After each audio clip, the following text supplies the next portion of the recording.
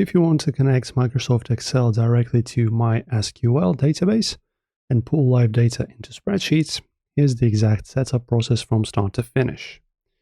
So to connect Excel to MySQL, you need the official MySQL ODBC driver. So you just search for it, driver, for example 17 for SQL Server, and you download it from the official Microsoft page.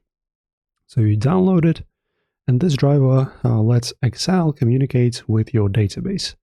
It's an installer, so pretty straightforward here. Then you open the ODBC data sources on Windows. You go to System, DSN, add MySQL ODBC driver. And then you need to input certain data there, server name, database name, username, and password, test connection.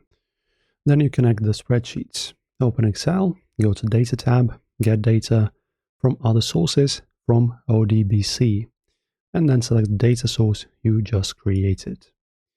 And then Excel will display available databases and tables. Choose a table or enter the custom SQL query if you want specific data, and then press load to import it to your spreadsheet. This is the process, guys. Install driver, create DSN, import data, and refresh anytime for live database syncing. Enjoy the video, guys, and enjoy this setup.